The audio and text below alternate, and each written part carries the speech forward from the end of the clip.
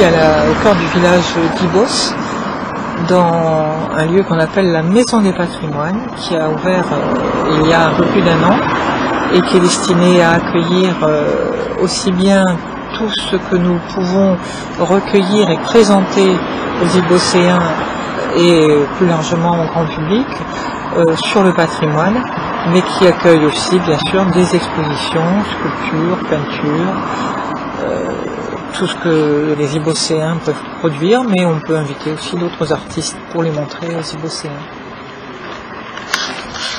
Actuellement, nous accueillons une exposition sur l'histoire de l'urbanisme d'Ibos et sur son architecture, avec un point particulier, mais peut-être un peu anecdotique quand même, qui est celui de la construction en galets. Que tout le monde connaît, puisque en traversant ce village on ne peut pas échapper aux murs de clôture en galets, en bel appareillage de galets, en fougère, ce qu'on appelle la fougère ou l'épi, qui est un appareillage spécial destiné à embellir les murs de clôture. J'insiste sur le fait que ce sont les murs de clôture qui sont bien appareillés, puisque les façades à Ibos ne sont pas destinées à être vues. Le galet est caché par un enduit. Les façades de belles maisons sont forcément enduites. On n'a pas de galet apparent. C'est à la fois illogique au plan de l'imperméabilisation de la façade et contraire au décor, contraire à ce que la bonne logique dit de la beauté des façades d'Ibos. Alors ces murs en galets sont bien évidemment le fruit de nombreuses expériences réalisées par des maçons, plus ou moins artistes d'ailleurs, qui ont appris sur le tas, c'est le cas de le dire, à monter ces murs. Il faut savoir une chose, c'est que le galet est un module difficile à travailler. C'est pas parallélépipédique, c'est pas carré, c'est pas un aglo, c'est pas une pierre de taille. Ça roule, le galet ça roule, et quand on le monte, et ben si on essaye d'empiler plus de 3 galets, on arrivera rapidement à une chute de ces galets.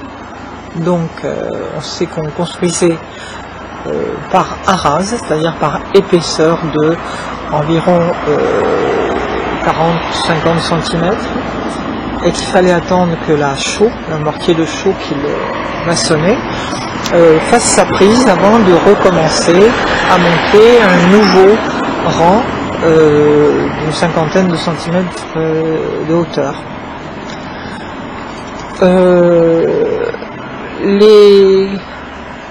Les galets sont aussi des éléments qui ont une beauté intrinsèque. Donc on a appris assez vite, pour des raisons techniques autant qu'esthétiques, à les monter en fougère. C'est-à-dire qu'on alterne le sens, le galet étant plus ou moins couché, il n'est jamais posé debout, bien évidemment. On alterne les rangs qui sont en position oblique et on inverse le sens de cette oblicité à chaque fois pour rigidifier le mur, parce que les forces qui sont en jeu, le frottement d'un galet sur l'autre, s'annule à chaque rang et évite ce qu'on appelle le coup de sabre, qui est la principale raison des fissures, le principal résultat en tout cas d'une fissuration. Pour X raisons, le mur peut se fissurer. Les tassements différentiels sont les raisons les plus courantes, c'est-à-dire le sol se tasse, mais on peut aussi avoir des accidents, c'est-à-dire des tremblements de terre, on peut avoir des heurts violents de chars, à l'époque de chars à foin, avec une paire de bœufs n'était pas aussi maniable qu'une voiture de notre époque, et malgré ce qu'on pouvait trouver au chassereau, on pouvait avoir quand même des cas où le mur soit menacé. Les murs, ce qu'on trouve actuellement à Ibos, sont pour la plupart du 19e siècle. On a su construire, parce qu'on a oublié malheureusement, construire en galets jusqu'entre deux guerres.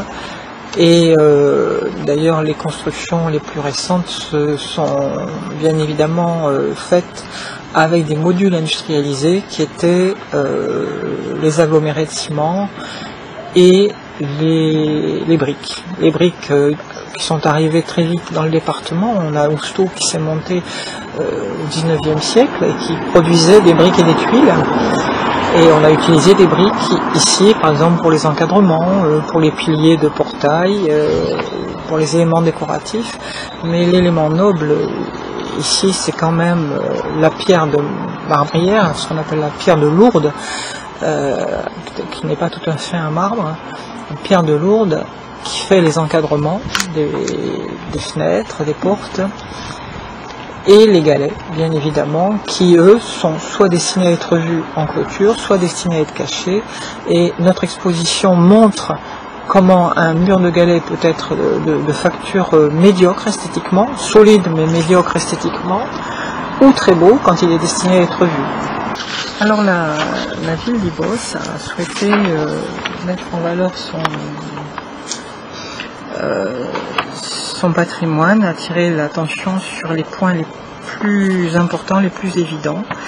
Donc bien évidemment il y a la collégiale et l'enclos ecclésial, c'est-à-dire l'ensemble formé par l'église et son cimetière, qui sont un sujet en soi et qui n'échappe à personne, mais il y a d'autres endroits un peu plus discrets qui ont été repérés et sur lesquels la mairie a voulu attirer l'attention. Alors il y a la croix aux anières, il y a la bascule, il y a la halle qui sont toutes sur la place, et puis un peu plus loin il y a les beaux portails d'Ibos en direction de la chapelle et la chapelle Saint-Roch elle-même. On a également un moulin, le moulin qui est probablement de fondation médiévale, presque aussi ancien ou ancien à mon avis que la collégiale Saint-Laurent, qui pour le moment n'attire pas l'attention mais qui a un grand intérêt historique et esthétique. Et on a voulu aussi montrer le lieu où passait réellement le méridien d'Ibos, le méridien de Greenwich, pardon, lapsus intéressant, parce que c'est notre méridien finalement.